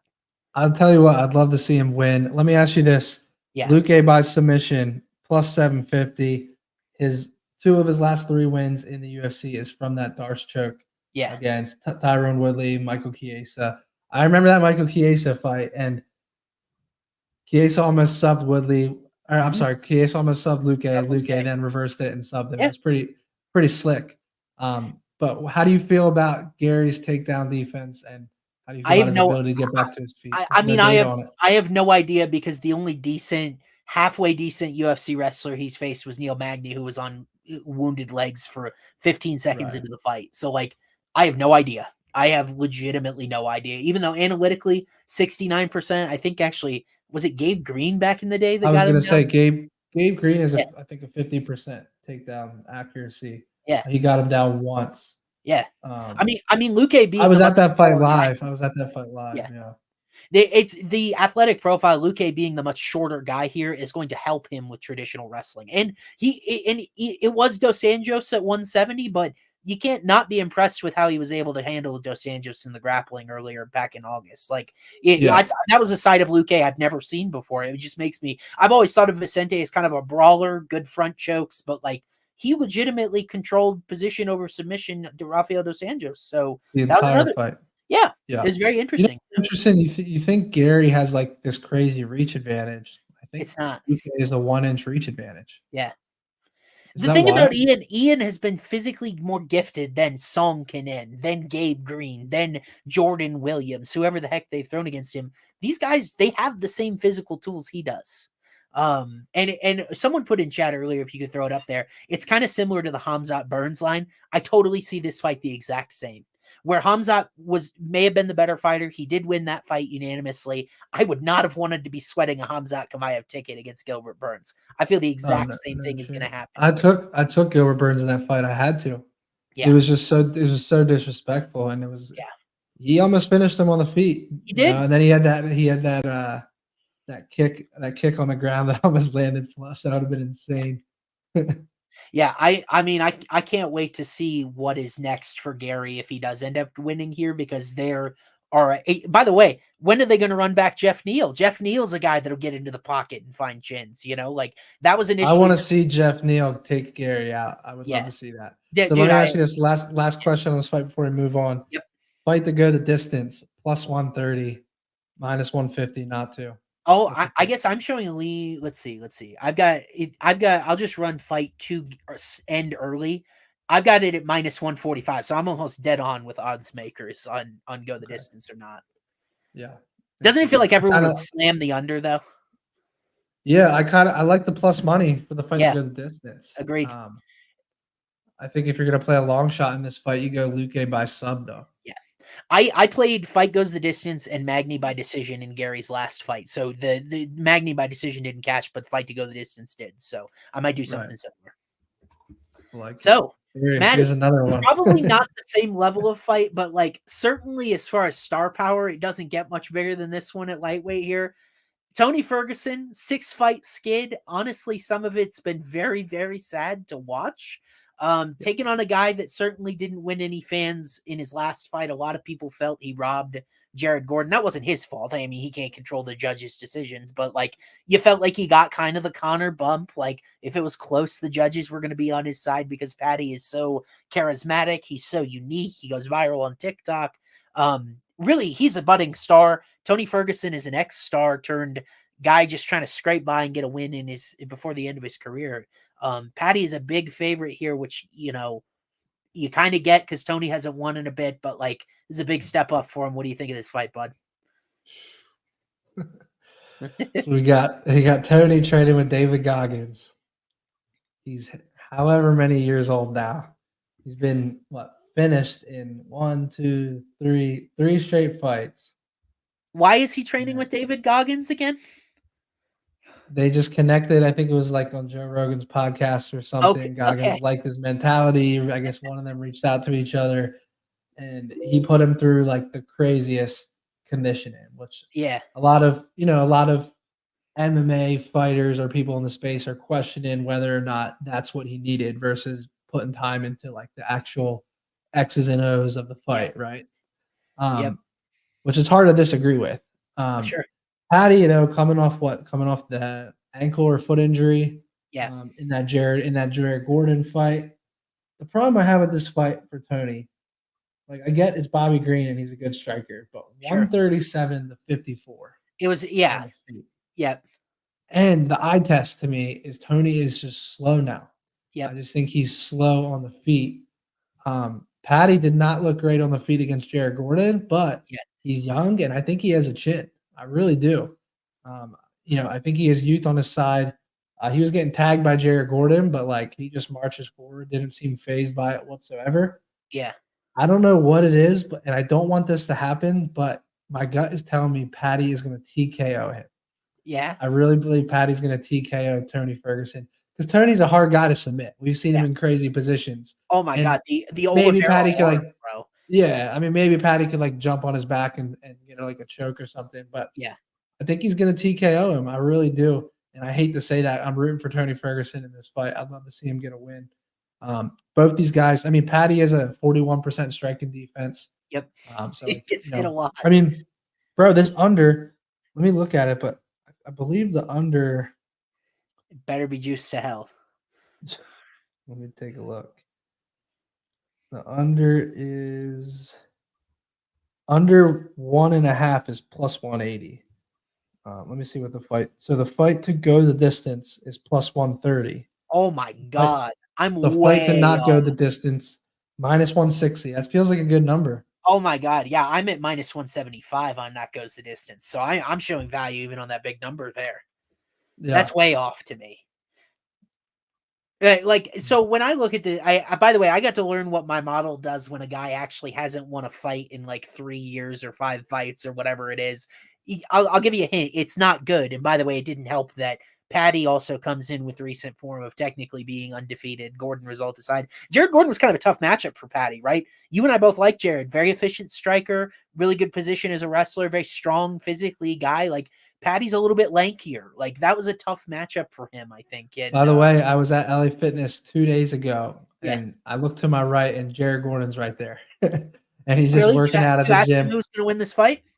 No, I just said what's good. But bro, Yeah. you know what's funny is you never realize how much smaller all the fighters are in person until you see Oh, them. yeah. It's like if you ran into Jared Gordon in the gym and you didn't know he's a fighter, like take away the cauliflower ears and you have no idea who he is. Yeah. Like he's not a big guy at all. Yeah. He's not a big guy whatsoever. But no, it's just I so some people are saying in this fight, Patty is actually going to be the bigger, stronger guy. What are your thoughts on that? I mean, the thing about Tony is that, like, I go through his laundry. I think you hit the nail on the head when you talked about, I know it's Bobby Green, but where are the signs of optimism from Tony? Because he was just totally David walking. Goggins. It's all a narrative. That's all it is. Yeah, It's I just mean, like, but the thing is, he got absolutely handled on the ground by Ferguson and Oliveira, or not Ferguson, Dariush and Oliveira.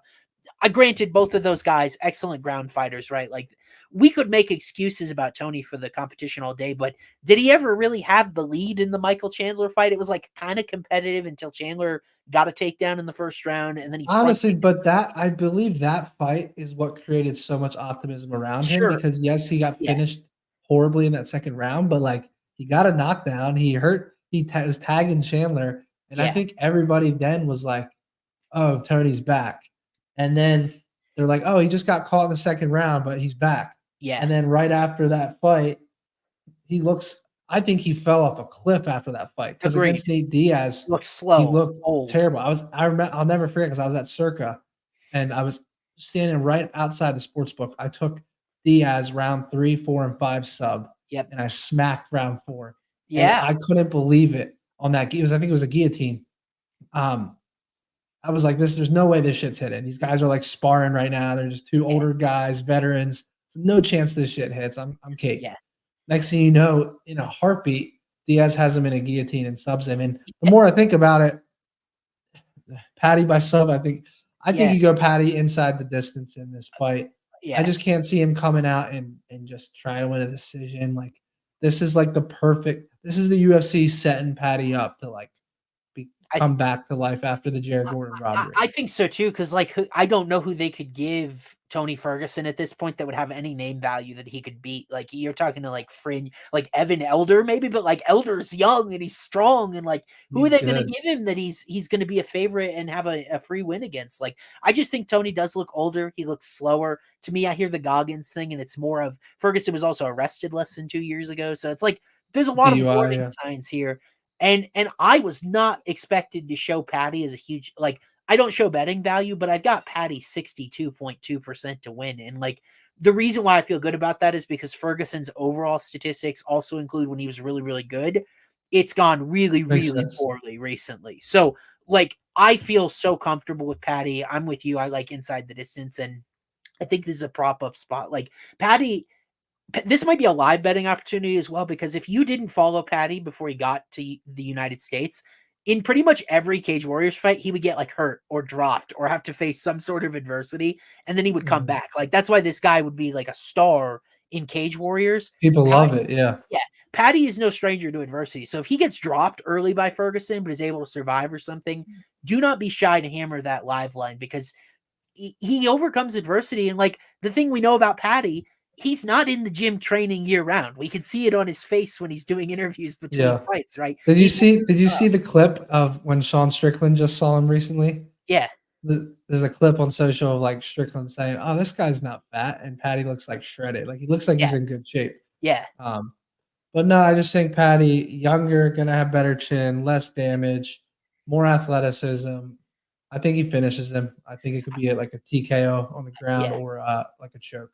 Tony is going to be such a public dog in this spot because everyone thinks Patty sucks. Everyone's rooting, betting with Yeah. their heart. Yeah, I want him Yeah. to Yeah. win too, but I Yeah. can't do it. Yeah. And like everyone thinks Jared Gordon isn't that good. I actually think he's pretty underrated. He's And that very good. Patty got lucky. But like realistically, guys, in 2023, Jared Gordon's a better UFC fighter than Tony Ferguson is. I think UFC was Agreed. very intentional with this matchup. So we'll move forward. I'm glad Maddie and I are on the same page and he wasn't going to sell me Tony Ferguson. I think we'll be pretty quick here too. I don't know if Maddie's going for one of the upsets of the year in the final card here, but like Shavkat Rakhmonov is a badass. He's won every single UFC fight by finish, 17 pro fights, 17 wins by finish.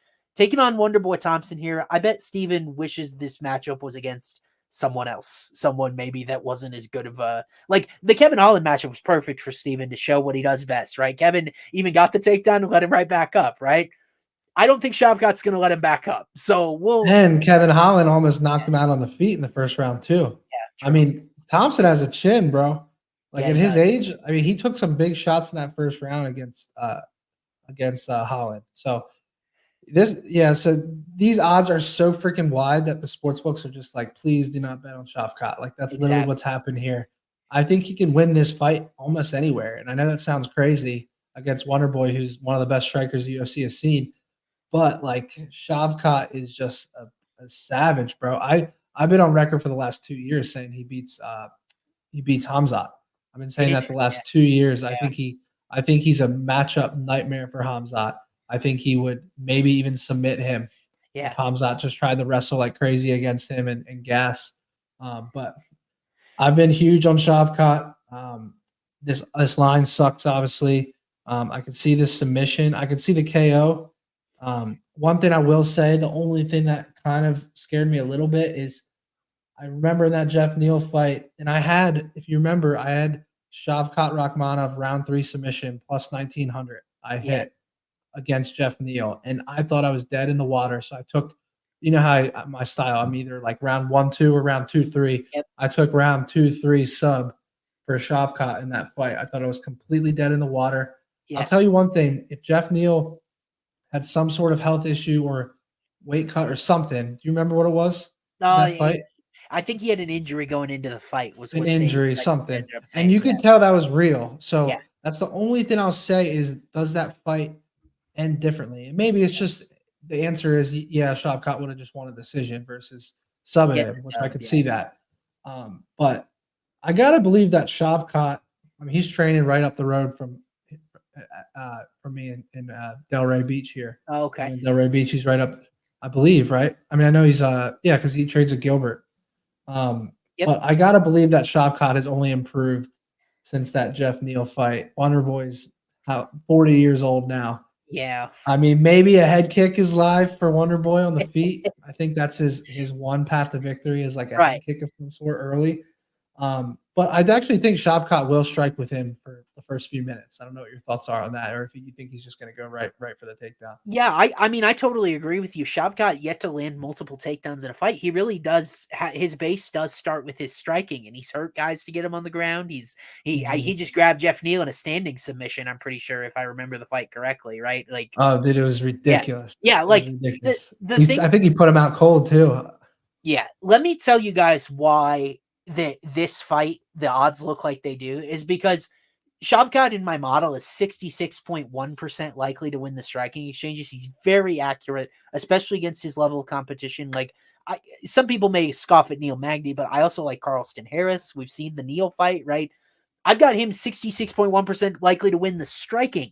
That would mean if this was just a striking match, I would have Shavkat favored at minus 195. That's insane. That really is insane. Yeah, then there's the added element, which is pretty much at any point in time, I have a lot of confidence that Shavkat could just turn to his wrestling and make it work because Gilbert Burns, Belal Muhammad, Belal's not the best offensive wrestler. I think Shavkat is right in that same ability level. It does a lot of the right thing. Like the thing about Shavkat, he's barely put a foot out of place so far. Like it's hard for me to tell you what he doesn't do well because he's been so overwhelmingly dominant in whatever he's been doing. I just think he would wrestle Thompson at worst, and it would look like the Burns or Muhammad fight. It'll be interesting to see how the inside the distance props for him look in this fight, like knockout, submission, decision. I've got sub at 42.5%, so I'm guessing that's where I show value. But who knows? Like it depends on what the odds makers come out with. But like you said, I think Stephen Thompson's one path here would be an early one-shot knockout, and that's never been who he is. He's never been one shot and go guy. He's been much more so manage the distance, use that karate base. Like it's not looking good for Wonder Boy here. I think. Yeah, I think. Do you remember when Wonder Boy, it was probably a year ago? Yeah. So someone when he was asked like, "Would you take the Shavkat fight?" And he's like, "I'm not fighting that guy." Do you remember that? He literally said that. He literally said that. He's like, "I'm not fighting that guy." I want to find that clip and maybe use it in one of my videos. But I That's mean, not good. that was a year ago. Like that says all you need to know about this fight. Yeah. And I'm a big Wonder Boy fan. Like he's such a good dude. He's fun to watch. Yep. I was there live at that Kevin Holland Wonderboy fight, and that was absolutely insane. But when you go back and actually rewatch that fight, Holland could have won inside the distance in multiple rounds. For Yeah. round one, he almost had he had a legit chance at a finish on the feet, and then obviously the wrestling, he just lets him right back up. I think Holland could have submitted him. I think Shavkat. I'm gonna say I run it back with Shavkat round 2-3 sub. I think running makes it back. sense. I think running it back's the way to go, especially since like Thompson at least he's shown good submission defense as well. Like And takedown defense. He's hard. Yeah. He's a hard big guy to take down, but I think over the course of a 3-round fight, I think it's the perfect spot to run it back, like on that Jeff Neal fight. Like, Steven takes this fight probably because Wonderboy thinks to himself, this is the only way I'm going to get back in the title picture and have a realistic shot to win it. Is you got to upset Shavkat, and then maybe he draws Colby and is able to pull some magic or whatever, right? Or Edwards, but like I think Leon's a terrible matchup for Wonderboy too. So it's like, are you ready for this? Yeah, what you got? FanDuel has all the numbers up on this fight already. I tweeted it. We got props on FanDuel for this main card, so we'll have parlay. Fantastic. Yeah. So Shavkat round 2-3 sub plus 650 plus 1100. I actually like the KO prop better, plus 1100 plus 2000. What's his overall KO prop, Maddie? What's Shavkat's? So Shavkat to win by knockout is plus 320. By points is plus 250, and by sub at the most likely scenario at plus 145. 1 plus 145. I might not have value any there. I've got sub at plus 135, so I'm actually showing the most value on the sub outright. The rounds may not be large, but I've got the sub at 42.5%. So that's just Shavkat's historical tendencies. Averages 1.5 attempts per 15 minutes. And Matt, can you put up there the Spite matchup from the UFC? They were not happy with Stephen Wonderboy Thompson for not taking the Pereira fight. I absolutely could have seen them saying something like, look, take this fight or you're losing your ranking. He's not going to lose his ranking if he loses to Shavkat, but like they want to get Shavkat a big name because I think Shavkat is next in line. Nobody wants to fight him. Yeah. He's next in line for whoever wins the main event that we'll get to here in a few minutes. So I think Shavkat's in a great spot as well. Like DFS, yes. DFS, the answer is yes on everything. So after that, we're handing out actual official belts here. Interesting flyweight battle. I want to get your take on this one, especially because flyweight's kind of a mess. These guys end up rematching each other a ton. We saw it with Figueiredo and Moreno. Right. Now Pantoja Royval 2 for the belt here. We saw in 2021, Alexandre Pantoja really dominated Brandon Royval start to finish. You look at the control time, 3 takedowns, 2 submission attempts, got him out of there in the second round. But something I called Brandon Royval in my article this week a tornado of violence. That's just what every Brandon Royval fight feels like. It feels like a nonstop car crash until someone ends up incapacitated. So we know this fight's going to be exciting. What do we make of the betting line? What do we make of who's going to win it? I think is a totally different story, and there are a million different arguments that to have in this fight. So, Maddie, what are your initial thoughts when you see the odds? When you see Pantoja defending his belt here? Yeah, I mean, I think Pantoja at that price is one of the better favorites on the card. Okay. I think I was at the fight live against Brandon Moreno, and what an exciting back and forth fight! Scrambles, takedowns, striking. But Pantoja is the truth, man. He is the absolute truth. I think Pantoja inside the distance will cash here. Yeah. I just don't see how Brandon Royval, I think if Brandon Royval is able to get a finish in the first 5 to 10 minutes, then I think that's his path. But Pantoja is an absolute machine. I think there's just no chance I can see Royval surviving a 5-round fight against him. Yeah. I think Moreno is going to be ultimately the way more durable guy over Brandon Royval. And Moreno's way more calculated, way more patient. Yep. Royval is like kill or be killed. So yep. I actually think the under in this fight's going to cash. I think Pantoja is going to finish it in the first round or two. And I think that he's just the better guy here. But Royval, to his credit, has looked really, really good. I mean, the Mateus Nicolau fight, that was the one that was like, oh shit, he's for real. The fact that but again, it was like a flying knee to the face or something. Right. I just don't know how much stock you put into a finish like that. Because Agreed. other than that, like, who has he finished? Like, the Kai Kara France one was impressive, but that was back in 2020. And then, match now, okay, like round one guillotine. But, I just don't see Pantoja being finished early by him in the first or second round. I think that's Yeah. the one path for Royval. So I think Pantoja, I would take him up as high as minus 225, minus 230 in this Yeah. fight. I think he's a good favorite. Dude, the thing about it is I was on the exact same wavelength you were, and maybe this is me overthinking, but like, isn't it a little sketchy that this line isn't wider? That Pantoja is maybe the eighth or ninth biggest favorite on the card when we saw just less than 2 years ago, Royval didn't really even have any sort of success whatsoever against him. Like, isn't that weird? Yeah. And the performance against Moreno was great. And Moreno, Yeah. he's at his absolute prime, bro. Like, he went in on a 5-round fight, didn't fade at all. I think Yeah. got better as the fight went on.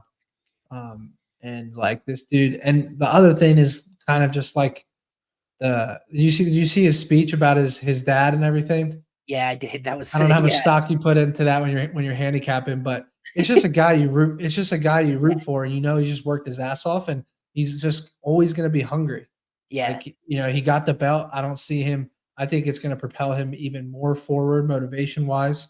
And I think we're set up to see the Moreno rematch. Yeah, I certainly think we need to see the rematch because like there were arguments on both sides. I think the fight gets closer the more you watch it, but like Yeah, the weird thing for me in this fight, if you could put up Samuel's comment, Pantoja incredibly hittable. Well, Brandon Moreno landed 60% of his significant strikes in that fight. Really, yeah, Pantoja's pace and his grappling is what won him the decision there. And even then, another judge had it in Moreno's direction, probably because of how hittable he was. Right, this line sketches me out. It absolutely sketches me out. And I was sketched out before I ran my model. And then I got even more scared when, like, because of Pantoja's defense and the thoughts like that, but also Royval has a massive knockdown rate, 1.92%. If you remember, he floored Kai Kara France 3 times. And like, I right, think if you right. run back Kai Kara France and Brandon Royval 100 times, Kai wins 75, 80 of them.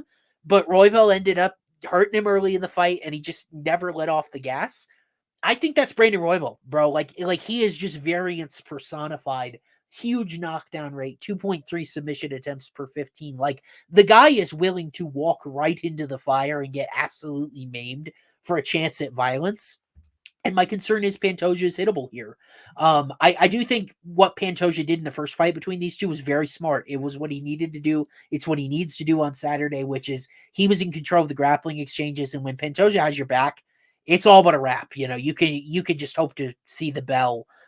One of the best pound for pound back guys in all of UFC. So like this line sketches me. I've cashed a lot on Brandon Royval as an underdog. I got him in that Kai Kara France fight. I got him against Tim Elliott way back in the day. I think that was actually his UFC debut.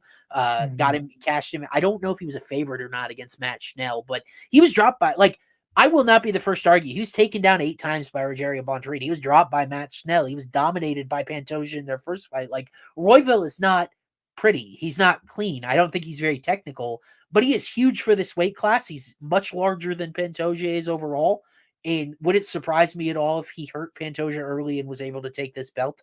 No, it wouldn't. But it also wouldn't surprise me if he lost it immediately in the next fight because he just doesn't defend. So like, I understand why you feel the way you do about Pantoja. I kind of agree, but I think this fight is a violence or pass for me. I like the under here a lot, but either direction. But I am sketched out by this betting number, to be honest with you. Yeah, under 2.5 on FanDuel is minus 138. It's Cash it. hard for me. It's hard for me not to hammer that. Yeah, I mean Royval is. I mean, how many over 2.5s does Royval have? He went the Does he distance have with any? he He's went the one. distance with Bontorin, and that is literally it. Yeah. Actually, he was a minute over against Tim Elliott in his UFC debut. It was a little rusty, didn't adjust yet. So, but that's what I mean. It's just a tornado of violence that comes one way or another. I think that we get good value on that number because Pantoja Moreno went the distance, Yeah. But like Royval is a totally different animal. Like there was no way he keeps this belt if he gets it, but it would not surprise me to see him hurt Pantoja here. Yeah. So Pantoja takedowns 2.0 on DFS. You know, over Interesting. under. Uh, I neither, but if I had to, I would go under. I think what I'm gonna pull a U. I'm gonna bet Royval round 1-2 KO in this fight. Because I imagine it'll be a big number, and like that's the only way I see Royval winning it. If it gets Yeah. delayed and you get to grappling exchanges, I'll Pantoja's a tell you better the wrestler. number right now. You Yeah, ready tell me. for it? Oh, we got it All on right. FanDuel. That's right. Yes, sir. Brandon Royval, round 1 KO, TKO, Yeah. plus 1100. Okay. Round 2, plus 1600. Yeah. Pantoja, round 1 sub, plus 550. Round 2 sub, plus 900. What's Round 1 KO, Pantoja, plus 1300. what? Round 2, plus 2000. So what's Royval overall by knockout? I've got it at plus 380.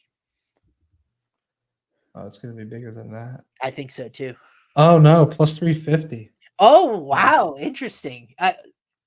I'm just happy that my model's more in line with odds makers because I made Anthony Smith a favorite last week and I looked like an idiot, even though it was a short camp. There was a lot of things. Like, it's very funny how the main event last week played out from my model. Is I'm like, I think Gutierrez will win the distance striking. He did, and then he just pulls guard in the 5th round and takes that. Bro, don't even bring that shit up right now. I was absolutely livid. I had round 3, 4, 5 stoppages for Sonya Dawn in that fight. I literally almost put a hole through my TV in that 5th round because Gutierrez had no dog in him, no heart in him. He said, "Hey, I would rather just keep my record of never being finished." He said, "That's more important to me than trying to win this fight." I'm telling you right now, bro, what was the number on that round 5? I want to say it was 16-1 or something, maybe a little less. Huge. Yeah. I had $500 on it. I was absolutely irate. He comes out and just goes right to the ground. I don't know if he tries to grab an ankle or whatever the hell he was doing. And then he just gives in. And then the worst part is he doesn't try to stand up, get up. He just lays on his back and holds Sonya Dawn down, just trying to survive for 5 minutes. I was absolutely furious about it, so I don't want to talk about it. Dude, the biggest idiots in this sport are the ones that lay and play jujitsu off of their back. Dude, you're not Diego Lopez. You're Chris Gutierrez. Get up and try to knock this guy's face off. That's what I would say anyway. If I was he had zero hope in that fight, and he's like, agreed. "Fuck it, I just don't want to get finished." That's all he cared about. And I can't get mad at Sonya Dawn. He tried to finish that fight. He could have just chilled. Like, he tried to finish that fight. He was up on all the scorecards, obviously. He was dominating the fight. But in the 4th and 5th round, he was still seeking finishes. He wants to finish fighters. And I can't even get mad at him. It's all Gutierrez. He's just an asshole for doing that. For sure. After we're done with the main event, Maddie, I'm going to go through this because I have a betting splits source. It's not from FanDuel. It's from a different sports book. But I did want to just talk about some Pro Joe money splits that we're seeing, interestingly, with what we talked about. But we got a great main event here. I was really going to lean on you for this because my first intro in this fight is I wish I knew MMA technical advice better, because I said to myself on Saturday night, I said, I'm going to lean on my model for this fight because I really don't have a good governor of how these two are going to match up. And then my model basically makes this a pick 'em right in line closest to the fight odds. So I don't know what to do with this, Maddie. You're going to be there. You're going to be excited. You're going to see Leon and Colby face off. Who do you think is going to win? Because I truly do not know. I don't have a good answer for the audience, and I feel bad about that. Yeah, I mean, look, I don't know. I can't believe this number just went up to minus 155 because I think I saw it at minus. I just looked at FanDuel and it's literally at that number right now. I think it was minus 125 a couple days ago. Yeah. Am I wrong there? I think it was like Colby was like plus 105 or something. Let me see. I definitely saw it jump. I saw Edwards floating around minus 130 last week. So I imagine you're right in line there. It's been minus 156 on FanDuel at least since Monday. So it's been at this number for a bit. Yeah. So I believe that Leon. Here's the thing, bro. I'm going to Vegas. I land there Thursday night. I wanted to make my biggest bet of the year on Leon Edwards in this fight. Sure. I want to take Leon. I'm considering the finish, but probably money line. The problem is now I'm going to be in Vegas, Thursday night, probably put a bet in then or Friday. I have to find the best number because I'm going to put some serious coin down. I got to find the best number whenever's in Vegas, right? And the part that I hate about this is, like, I was hoping to get Leon at like minus 120, minus Yeah. 115. I'm going to get into Vegas and he's like minus 160. I'm going to be furious. Like I should have Yeah. put it in Florida.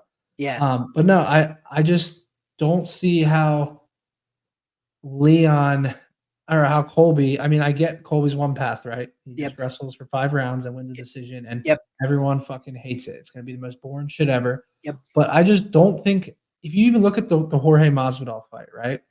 He dominated and did exactly what I just said. But he got tagged in that fight by Masvidal. Went down on one knee, made the joke about, I just don't think he's going to be able to do that for 5 rounds against Leon without getting tagged and without getting hurt. I just can't see it. And Leon just fought Kamaru twice. Like, I get Colby's younger, has a better pace, is more relentless. I get all of those things. But I just think Leon's in his prime. I think he's as confident as ever. I think that he has way more finishing equity. Yeah. I think he has better decision equity too, because if judging is what it's supposed to be, which is damage wins fights, I could see Colby even dominating the wrestling, but still getting tagged in a few rounds where damage is supposed to win ultimately. So I love Leon in this spot. I really do. Yes, a part of me is nervous that I put a significant amount of dollars down on Leon, and then I'm depressed at the end of the night because Colby literally just wrestles for 5 rounds and gets 12 takedowns. And I know that's the risk, but I love Leon in this spot. I really do. I think he's going to TKO him. I even went back. I don't know if you remember this a few weeks ago. I was like, could you imagine if Leon, because we saw the improvements on the ground with Kamaru. Could you imagine if he club and subs him or finds Colby's back or something? Yeah. I know it sounds absolutely crazy, but I want to see what that number's at. But ultimately, I want to ride with Leon money line. I hate the fact it makes me feel good that the number's gone up because it seems like the books I've seen some respectable money come in on Leon. But from a price standpoint, it sucks for me. Like it absolutely sucks. If I'm gonna put a big bet down, I don't want to be risking $1.60 to win $1. Like it just sucks. And by the way, if you're not familiar with betting in Vegas, it's like the most annoying thing in the world. You have to like physically go give the money to the sports book and then you can bet online. It's like the stupidest, most archaic thing in the world, as they introduce online sports betting. But like, it's so interesting. I think this fight's very simple. It comes down to Leon Edwards' takedown defense against Colby because we've seen Colby just lay on top of dudes like Masvidal, like Rafael dos Anjos historically. Like the thing about Colby that drives me nuts is how inactive he is. Like he got a bunch of takedowns against Tyron Woodley, he got 10 against Robbie Lawler, but like these are trash wins because we haven't seen him hardly since like 2016 or so. He's been doing more campaigning for Donald Trump than he has been actually fighting in the UFC. And he's aged into this stat that both you and I love. 3 title challengers older than 35. That's Colby. 35 or older, I should say. That's Colby here. Fighting someone younger than 35 are 3-30-1 in the last 34 attempts. Alex Pereira did just buck that trend, but I will be the first to say if there's a weight class it's not going to translate to, it's the larger ones. There are more older light heavyweights and heavyweights than other weight classes. So, like I didn't see that as a wild adjustment there, but it is a concern for me when Covington's thing is like physical ability. What is it? It's his pace. It's his pressure. It's his cardio. I think an underrated element of this fight, Leon only attempts about 6 significant strikes per minute at distance. Colby is closer to 12. So he could steal minutes just from being busier, even if his shots aren't landing with much impact. And Leon is just sitting there waiting, trying to counter. That's a little bit how that Usman fight went at distance, where Leon wasn't doing very much. That first Usman fight, I should say. But it does bode well for Leon that he was doing much better stuffing the takedowns from Kamaru. I think Kamaru has a much more wrestling or athletic-oriented game plan, whereas Covington, he's been wrestling since he was in college. He's very technical with his singles, his doubles, that type of thing, right? If I were a Leon better, I feel like you feel good. You have the finishing equity. He's probably a better jiu-jitsu guy at this point than Colby. Colby just has never been a high submission volume, very creative. Yeah, I can't see Colby submitting Leon based on what I've seen out Agreed. of Leon's defense. Yep. The only chance of a submission, in my opinion, is if Leon's gas tank just goes late, which he looks in incredible shape. There's nothing to make us believe that would be the case. I mean, even in the George Masvidal fight, Masvidal isn't in peak shape in his career. He was at the end, and like he was able to defend those submissions, and he's been good at defending submissions in his career. But I just can't see a world. I think that if you're gonna hammer Leon, you go Leon money line, and maybe you sprinkle a quarter unit on Colby decision to cover your bet. What is that? What is that number? I Colby think by decision is plus 230. Yeah, I mean, like, I'm not surprised that it's an over. Let me see what I've got it at, because there wasn't a lot of finishing equity when I ran my model on Colby. There can't be because there really never is. Colby's one of the most frustrating fighters in the world to me because he talks so much shit for a guy that just lays on people. It's unbelievable. I got it at plus 135. Colby by decision. So like I'm showing value against that plus 200 whatever number. I think I'm going to be way different than odds makers, and where I'm going to have my bet in this fight because I don't know which side to take is I've got the fight 81% likely to go the distance. Leon actually has been more of a distance guy lately. Went the distance in the second Usman fight, was headed there before the head kick heard around the world, went to a distance decision with Nate Diaz, went there with Dos Anjos, Gunnar Nelson, Cowboy Cerrone. Like you look at Leon's history, he's a very decision-oriented fighter, and so is Colby. So I think I would lean the over in this fight. It probably is going to be 4.5 with some juice on it, but I think that's the primary bet I would make here. I like both arguments. If you like Leon, you're like, I got finishing upside. Colby was dropped 4 times in the 2 Usman fights. So like there's some chin concerns. He's a little older now, right? Leon can absolutely put people's lights out. So I think you feel good if you like Leon. And then if you like Colby Covington, there really hasn't been a lot of people that have been able. Usman's legendary takedown defense stopped Colby from getting going with his wrestling, and he still was able to win individual rounds at times with his volume. Not really anybody else has been able to stop Colby. Like Warley Alves grabbed a guillotine, but literally Colby has imposed his will, landed at least 5 takedowns on, it looks like 8 different opponents. So it's not been something that's easy to do. I'm sure Covington has been planning for this matchup for a while, which, film study, looking at stances, how he can get best entry into his takedowns. Like, it'll be very funny if Colby, from all of this waiting, all of this sitting on the sideline, comes back and he's a little bit washed. Leon's able to defend the takedowns and finishes him. That'll be very funny. I think that's might be the genesis for me, is I think the betting value is on Colby here, but I don't want to have money on Colby Covington, the individual. So that might be where I'm coming from. So it's as simple as that. Yeah. Oh man. Yeah, I just want to hammer Leon by knockout. We're not split. We're not split here. Like you say, Leon by knockout. I think your argument's totally valid, totally sound. Was dropped a bunch in those Usman fights. Like there are main events where we were split, like a little bit. I thought Gutierrez was a better bet last week.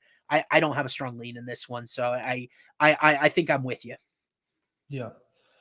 All right. Well, I'm hoping to see Leon's money line at a decent number once I'm in Vegas, but we will see what happens there because I really don't like. I like him a hell of a lot less at minus 155 than I did at minus 120. Do you want to close out with some interesting money trends? Again, this is a different go ahead. Sports book. We are now releasing our parlay after the show. Maddie and I go to the Brain Trust. We don't rush it here. It didn't help us last week, but I think it's a good idea long term. But I think I am the mushes for the parlays because I'm not really a parlay bettor. I'm kind of a nerd. Maddie is the one that hammered that. It was the last pay-per-view, right? With Diego Lopez by knockout. You hammered a parlay just months ago. I never hit parlays. So I think I mush it for us and I apologize. But interesting money splits here. Lucas Almeida against Andre Fili. Only 28% of the tickets, 47% of the money. So like sharp money coming in on Almeida. That's weird. Let's see anything else that might be weird here. Shamil Gaziev against Buday getting 58% of the tickets, but 86% of the money. So big sharp play on Gaziev. Let's see if we have anything else noticeable here. Oh, Alonzo Menifield only getting 30% of the tickets, but 55% of the money. So kind of a pro Joe split, Jacoby or Menifield. That's really interesting given that the public usually takes money lines like Menifield's that are plus money. They typically don't lay chalk as often. But I don't actually know if this source includes parlays, but let's see what else we got here. Just that Alonzo fight scares me, man, because I like Dustin Jacoby, but weird fight. How about this? Vicente Luque getting a little bit of buzz anyway, 28% of the tickets, but 35% of the money. So a little bit of money behind Luque. I think that's good news at plus money. Those big dogs, you just want to see a little bit of a trend. And then let's see what else we got here. Brandon Royval, only 19% of the tickets, but 32% of the money. So a little bit more cash behind him than outrights. And then Colby only getting 48% of tickets, but 59% of the money behind Colby. So just kind of some interesting guys. I just throw that out there. There is no correlation. Like I've joked on Twitter, if you get closing line value in UFC, you're dead on arrival because fight line movement, it doesn't quite work the same way it does in other sports, but just kind of interesting. Yeah, for sure. Okay. So All right. Well, I mean, so some big leans. I certainly think when I look back at the card overall, you like Leon in the main event. I don't have a side. I'm concerned about Pantoja, but definitely understand why he's favored there. We both love Shavkat, right? Both love Patty inside the distance. Both of us, Ian Garry lines too wide. I think we're in consensus there. Maddie. Yep. Yeah. We both like Bryce Mitchell. We're interestingly split on Cody Garbrandt, Brian Kelleher. Maddie thinks Kelleher floors him. I think Cody might get a knockout in that fight. I can't wait for that one. Jacoby Menifield, we're both terrified of and may end up not making a huge play at all. And then we're a little bit split in the opener. Randy Brown. I like Rude Boy. A little bit of a lean for Salikhov, but both of us need to go back and watch more tape there. So really interesting card. 14 fights. Maddie, your card is going to be released officially on Friday. My preview of FanDuel Research is going to come out the same day, as well as I'll have my podcast over on the Number Fire Daily Fantasy Podcast feed. I do a full betting DFS breakdown as well when we get all the good stuff. Hopefully we don't lose any of these fights in weigh-ins, God willing, because we've actually got 14 worth a damn. But other than that, Maddie, we'll tweet out our parlay. But anything else to send these folks into the fine holiday season? Merry Christmas, Happy New Year to all of our viewers, because won't see you again until mid-January. But any last words from you, Maddie? Just pray for me. That's all I have to say. Pray for me because I'm gonna be in Vegas. I'm gonna be there live, and I'm gonna be hammering some bets. So yeah, absolutely. I mean, like Maddie's gonna go with a fat stack of cash because you have to physically go there with cash, put it in, and then you're gonna get some old-fashioned ticket slips, or you're gonna bet online. Oh no, you gotta have the slips. You gotta feel it. You gotta feel it. You gotta go to the cash counter. It's just there's no fun in betting on your phone when you're in Vegas. You gotta feel the slips. I'm totally with you. Anytime I'd go to Vegas, I would bet in person because you can't get that experience anywhere. So lay a parlay, Maddie, lay our parlay. Send me the slip.